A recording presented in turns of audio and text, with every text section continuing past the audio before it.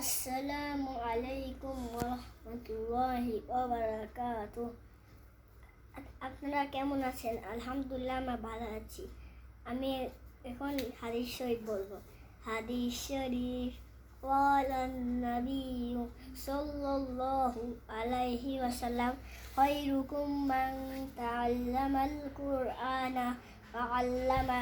হাদিসের অর্থ, হযরত নবী করিম সাল্লাল্লাহু আলাইহি ওয়াসাল্লাম ফরমাইয়াছেন, তোমাদের মধ্যে সর্বোত্তম ওই ব্যক্তি যিনি কোরআন মাজিদ শিক্ষা করেন এবং শিক্ষা দেন কালিমায়ে তয়্যিবা লা ইলাহা ইল্লাল্লাহু মুহাম্মাদুর রাসূলুল্লাহ।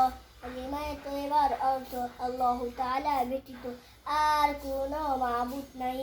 হযরত মুহাম্মদ মুস্তাফা সাল্লাল্লাহু আলাইহি ওয়াসাল্লাম আল্লাহ তাআলার রাসূল। শাহাদাত মুবারকাত দোনো হাঁটু ফেলিয়া নামাজের সময়, এক হাতে উঠায়া লিখার সময়, দোনো হাঁটু উঠায়া খাওয়ার সময়। এই প্রকারে বসা সুন্নত। ইস্তিনজার আদব, পাঁচ দিকে ফিরিয়া ইস্তিনজা করা নিষেধ। কেবলার দিকে মুখ গড়িয়া, কেবলার দিকে পিঠ গড়িয়া চলো ও সুতার দিকে মুখ গড়িয়া, প্রবল বাতাসের দিকে মুখ গড়িয়া একেবারে উলঙ্গ হইয়া 10 জায়গায় ইস্তিনজা করা নিষেধ। মানুষ চলাচলের রাস্তায়, সেদার ফলদার গাছের নিচে, উজু ও গোসলে স্থানে, গর্তের ভিতরে গোরস্থানে, দাঁড়াইয়া বা হাঁটিয়া, বিনা উজুরে পানিতে, ঘরে বা বিছানায়, মাছ থেকে আঙিনা বা ইগাহে, জনু সম্মুখে 6 জিনিস নিয়া ইস্তিনজায় যাওয়া নিষেধ। আল্লাহু তাআলার নাম, নবীগণের নাম, ফেরেশতাগণের নাম, কোরআনের আয়াত, হাদিসের টুকরা, দোয়ার কালাম, লিখিত বা অঙ্কিত। ইস্তিনজার সময় আটকাজ করা নিষেধ। কথা বলা, জিকির করা বা তাসবিহ করা, কোরআন শরীফ তেলাওয়াত করা, সালাম দেওয়া, সালামে উত্তর দেওয়া, হাওয়া ও পান করা, মেসওয়াক করা, লেখা পড়া, উযুতে যাওয়ার সমস্ত মুখ ধোয়া, দোনো হাতে গণিত ধোয়া, মাথা মাসাহ করা, দোনো পায়ে ধোয়া।